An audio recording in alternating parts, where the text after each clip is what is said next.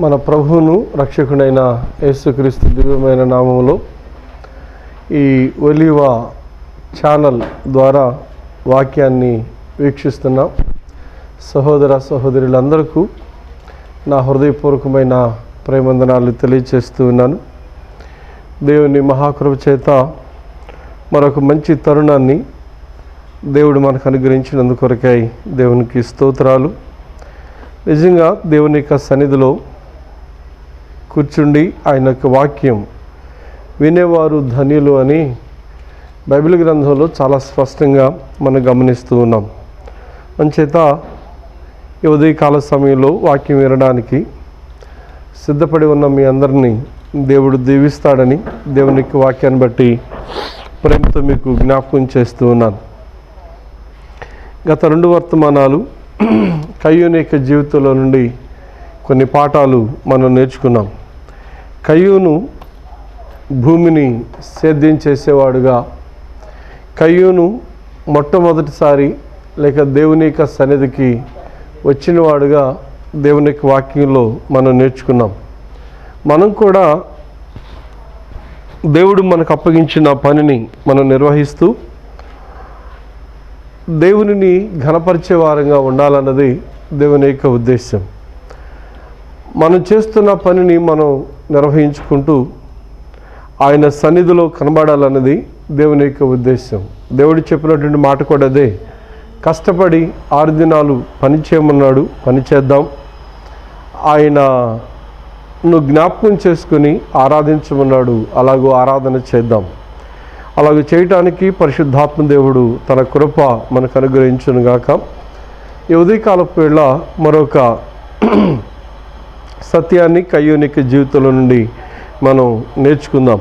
ఆదికాండం 4వ అధ్యాయం మనం చదువుతున్నప్పుడు 6వ వచన భాగంలో దేవుడు కయ్యూనుతో మాట్లాడుతున్నటువంటి మాట, యెహోవా కయ్యూనుతో నీకు కోపమేలా అనేటువంటి మాటను మనం అక్కడ గమనిస్తూ ఉన్నాం. ప్రభునందు ప్రియమైన సహోదరి సహోదరులారా, ఈ ఉదయకాలం ఈ సత్యాన్ని మనం నేర్చుకోవాలి, మనం ఆలోచన చేయాలి. ఏంటి అని అంటే, దేవుడు కయ్యూనుతో చెప్తున్నటువంటి మాట, దేవుడు కయ్యూనును అడిగిన ప్రశ్న ఏంటి అని అంటే, నీకు కోపమేలా అని ఆయన మాట్లాడుతూ ఉన్నాడు. దేవుని బిడ్డలకు కోపం వస్తుందా అని అంటే, లేఖనాల్లో మనం చూస్తూ ఉన్నాం. కయ్యూను మొట్టమొదటిసారి దేవుని యొక్క సన్నిధికి వెళ్ళినటువంటి వాడు మాత్రమే కాదు, దేవుని యొక్క సన్నిధిలో కయ్యూను యొక్క యాటిట్యూడ్ విధానం మనం ఆలోచన చేస్తే ఆయన కోపపడుతున్నటువంటి వాడుగా దేవుని యొక్క వాక్యంలో మనం గమనిస్తూ ఉన్నాం. దేవుడే అడుగుతున్నాడు కయ్యూనుతో, యెహోవా కయ్యూనుతో నీకు కోపమేలా అని ప్రభువు మాట్లాడుతున్నాడంటే, కయ్యూను ఎంత కోపోద్రేకుడై దేవుని యొక్క సన్నిధిలో ఉన్నాడు అన్నటువంటి ఆ యొక్క విషయం మనం అర్థం చేసుకోవాలి. ఇక్కడ లేఖనాల్లో మనం గమనిస్తున్నాం, దేవుడు ప్రశ్నిస్తూ ఉన్నాడు. దేవుడు కయ్యూనుతో మాట్లాడుతున్నాడు. ఏమని? నీకు కోపమేలా అని ఆయన ప్రశ్నిస్తూ ఉంటుండగా, ప్రభునందు ప్రియమైన సహోదరి సహోదరులరా, దేవుని బిడ్డలుగా పిలువబడుతున్నటువంటి మనం, ఆయన పరిచర్య చేయుచున్నటువంటి మనం, దేవుని పిల్లలుగా పిలువబడుతున్నటువంటి మనం, మనలను కూడా ఒకవేళ దేవుడు ఇదే ప్రశ్న అడుగుతున్నాడేమో ఆలోచన చేద్దాం.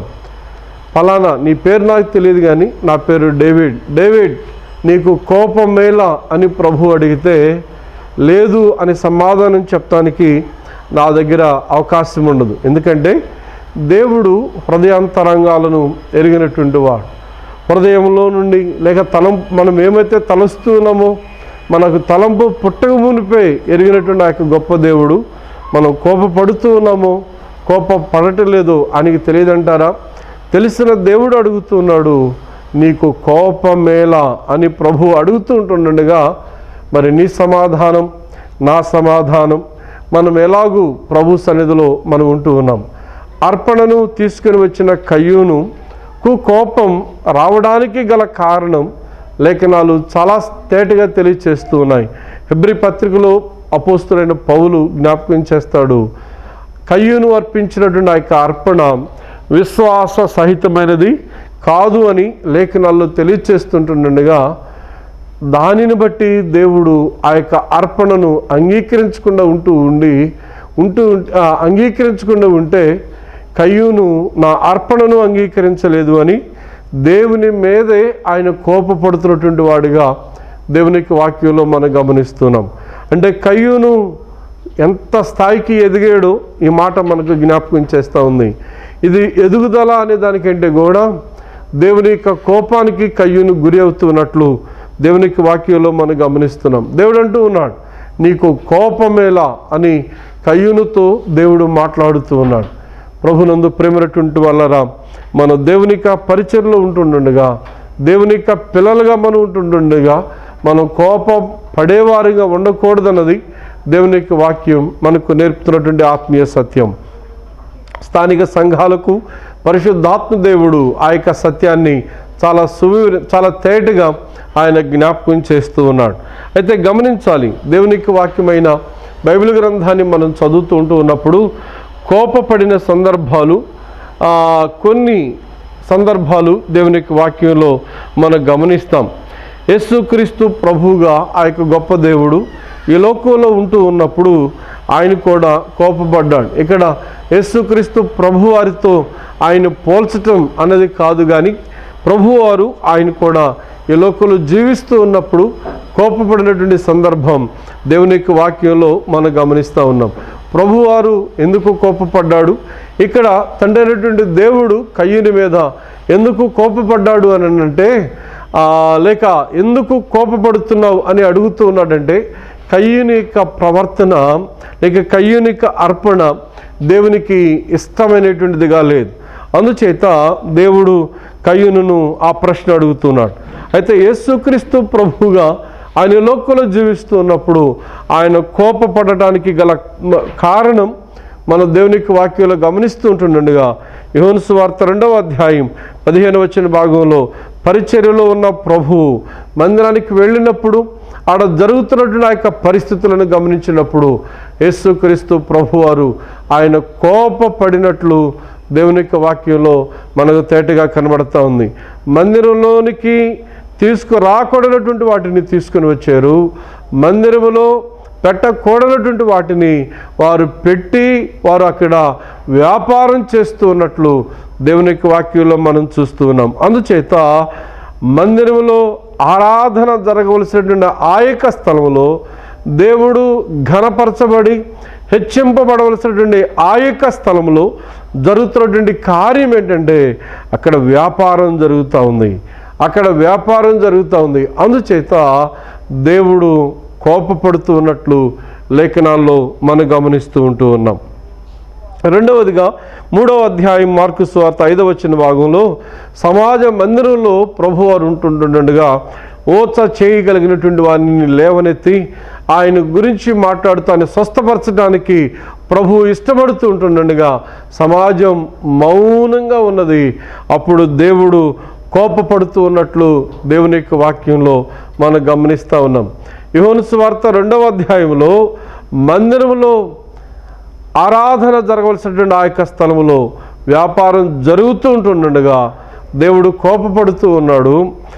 అదే మార్కు సువార్త 3వ అధ్యాయంలో అదే ప్రభువారు మందిరంలో ఉన్నాడు. అక్కడ మేలు చేస్తూ ఉంటున్న ప్రభు విషయంలో సమాజం మౌనంగా ఉండి ప్రతికూలంగా ఉన్న కారణం చేత దేవుడు కోపపడుతూ ఉన్నట్లు దేవుని యొక్క వాక్యంలో మనం చూస్తున్నాం. అమ్మా, మనం ఆలోచన చేద్దాం, దేవుడిని సంతోష పెట్టేవారంగా మనం ఈ లోకంలో జీవిస్తున్నామా, లేక దేవునిని దుఃఖపెట్టి ఆయనకు కోపాన్ని తెచ్చేవారంగా మనం ఈ లోకంలో జీవిస్తున్నామా? ఆరాధన బాగుంటే దేవుడు ఆనందిస్తాడు. సంఘంలో పరిచర్య ద్వారా దేవుని నామానికి మహిమ కలిగితే దేవుడు ఆనందిస్తాడు. అయితే ఇక్కడ వారు చేస్తున్నటువంటి పని మంచి జరుగుతూ ఉంటుండగా దాన్ని అడ్డుకునేవారు కొందరు ఉన్నారు, దాని విషయమై మౌనంగా ఉండేవారు కొందరు ఉన్నారు. వారి విషయమై దేవుడు కోపపడుతూ ఉన్నట్లుగా దేవుని యొక్క వాక్యంలో మనం గమనిస్తూ ఉన్నాం. అందుచేత ప్రభునందు ప్రేమైనటువంటి వాళ్ళరా, మనం మన యాటిట్యూడ్ లేక మన ప్రవర్తన, మన యొక్క విధానం, మన ఆత్మీయ స్థితి దేవుని యొక్క సన్నిధిలో ఎలాగూ ఉన్నదో ఒకసారి మనం ఆలోచన చేద్దాం. కయ్యూనుతో మాట్లాడినటువంటి దేవుడు నీతోనూ నాతోనూ మనందరితోనూ ఆయన మాట్లాడుతున్నాడు. సహోదరుడా, నీకు కోపమేలా అని ప్రభు అడిగితే నువ్వేమి సమాధానం చెప్తావు? సహోదరి, నీకు కోపమేలా అని ప్రభు నిన్ను అడిగితే నువ్వు ప్రభుకి ఏమి సమాధానం చెప్తావు? ఆలోచన చేద్దాం. కోపం పడటం దేవుని పిల్లలుగా మనకు తగదు అని దేవునికి వాక్యం మనకు నేర్పుతూ ఉంది.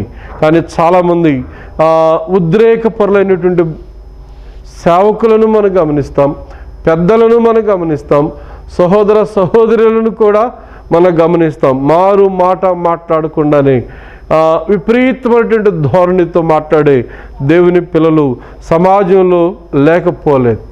దేవుడు చెప్తున్నాడు, నీకు కోపమేలా అని ప్రభు నిన్ను ప్రశ్నిస్తూ ఉంటుండగా దేవుని యొక్క దృష్టిలో నువ్వు కోపపడే వ్యక్తిగా కనబడుతున్నావా, లేకపోతే ఆయన ప్రేమను పొందుకొని ఆయనను మహిమపరిచే వ్యక్తిగా నీవు దేవుని యొక్క దృష్టిలో ఉంటూ ఉన్నావో ఆలోచన చేద్దాం. మన పట్ల దేవుని యొక్క ఉద్దేశం ఏమిటి అని మనం ఆలోచన చేస్తే, భక్తుడైనటువంటి యాకోబు ద్వారా దేవుడు మాట్లాడుతూ ఒక మాట అంటూ ఉన్నాడు.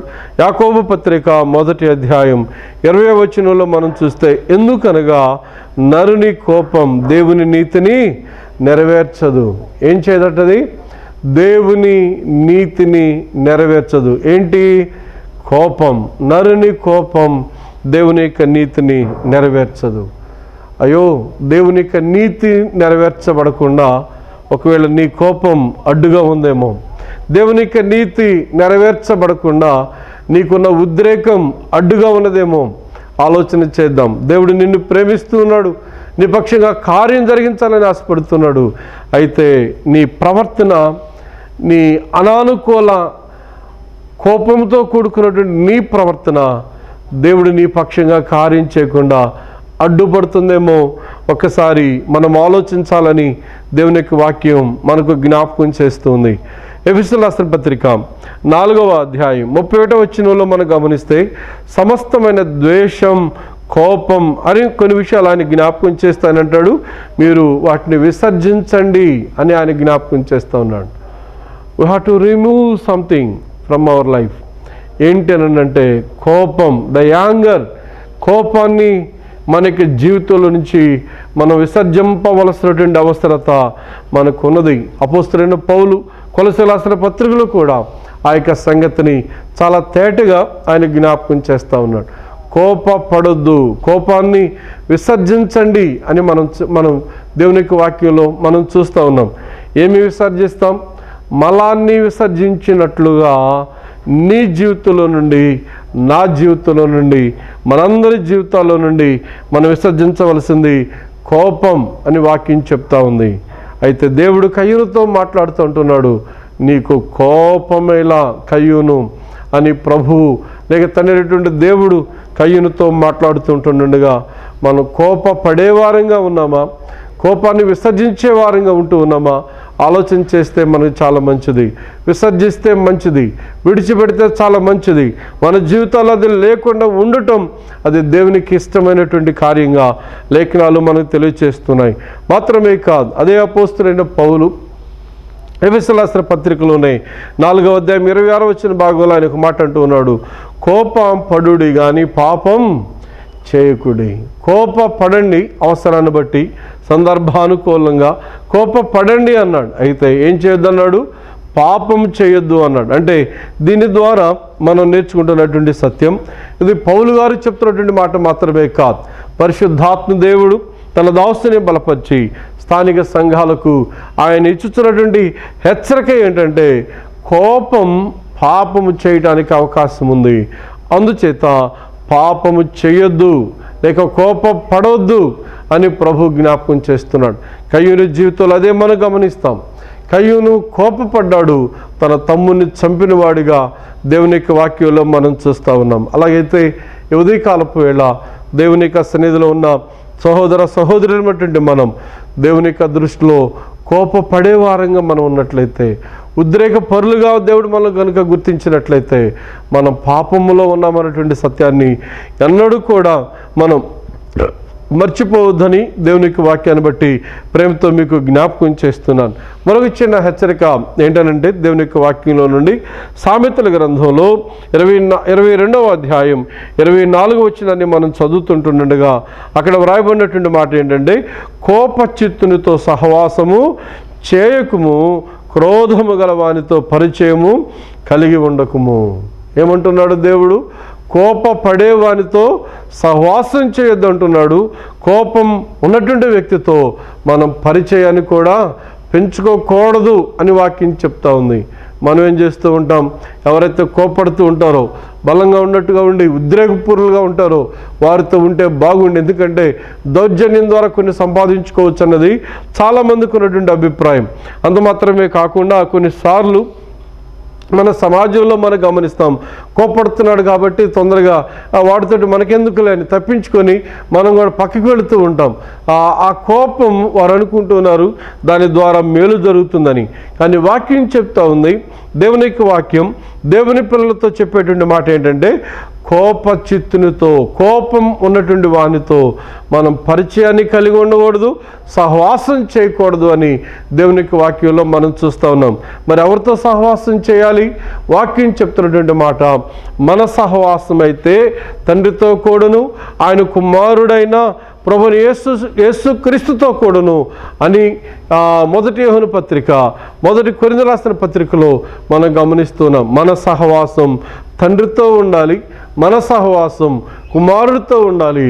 మన దేవుని బిడ్డలతో సహవాసం చేసేటువంటి వారంగా ఉండాలి. కానీ కోపపడే వారితో మన సహవాసం చేయకూడదు. ఉద్రేకపూరులతోటి మనం సహవాసం చేయకూడదు. కయ్యూను ఆయన కోపపడ్డాడు, ఆయన మిక్కిలి కోపపడ్డట్లుగా దేవునికి వాక్యంలో చూస్తున్నాం. వాక్యం చెప్తా ఉంది, నరుని కోపం దేవుని యొక్క చిత్తాన్ని నెరవేర్చదు. కోపపడి దేవుని యొక్క ఉద్దేశాలని జీవితంలో జరగకుండా ఉన్నట్లయితే ఈ ఉదయకాల సమయంలో దేవుడు నీతోనూ నాతోనూ మాట్లాడుతున్నాడని సత్యాన్ని మనం గ్రహించినటువంటి వారమై కోపానికి దూరంగా ఉందాం. వాక్యం చెప్తున్నటువంటి మాట, కోపపడదాం, అయితే పాపము చేయకుండా ఉందాం. వాక్యంలో మనం గమనిస్తుంటే సామెతల గ్రంథంలో కుమారుని గద్దించమన్నాడు, అయితే వాడు చచ్చిపోయినట్లు కొట్టవద్దు అన్నాడు. బెత్తము వాడని కుమారుడు అన్నటువంటి మాట దేవుని యొక్క వాక్యంలో మనం గమనిస్తూ ఉంటుండగా, కోపం అవసరం సందర్భాన్ని బట్టి, కోపం అవసరం పరిస్థితులను బట్టి. అయితే ఆ కోపం దేవునిని బాధ పెట్టేదిగా, ఆ కోపం దేవుని యొక్క చిత్తాన్ని జరగకుండా అడ్డుపడేదిగా ఉన్నట్లయితే అలాంటి కోపాన్ని మానుకోవటం, అలాంటి కోపాన్ని విడిచిపెట్టడం, అలాంటి కోపానికి దూరంగా ఉండటం, అలాగూ కోపపడేటువంటి వ్యక్తులతో దూరంగా ఉండటం, అది మనకెంతైనా మేలు అని దేవునికి వాక్యంలో జ్ఞాపకం చేయబడుతుంటుండగా కోపాన్ని విడిచిపెడదాం. ప్రేమ, శాంతి, సమాధానం కలిగినటువంటి వారమై దేవునిని మహిమపరిచేటువంటి వారంగా ఉండాలని ఈ కొద్ది మాటల ద్వారా మనం హెచ్చరింపబడుతున్నాం. దేవుడి కొద్ది మాటలు మన కొరకై దీవించునుగాక. చిన్న ప్రార్థన. పరమందు వాస్తునుడు అయిన మా ప్రియ తండ్రి, మీకు స్తోత్రాలనైనా ఉదయకాల సమయంలో మరొకసారి మీ సన్నిధికి చేరివచ్చి కయ్యూని జీవితంలో నుండి కొన్ని లేఖనాలు, కొన్ని విషయాలు నేర్చుకునే కృప మాకు అనుగ్రహిస్తున్నందుకొరకే స్తోత్రం చెల్లిస్తూ అవి మా జీవితంలో పనిచేయడానికి మీ కృప చూపమని, ఈ కార్యక్రమాన్ని వీక్షిస్తున్న వారు, నిర్వహిస్తున్న నిర్వాహకులకు కూడా మీ కాపుదల భద్రత, మీ మెండైన కృప సమృద్ధిగా అనుగ్రహించమని యేసయ్య దివ్యమైన నామములో ప్రార్థన చేసి వేడుకొంచున్నాము తండ్రి. ఆమేన్.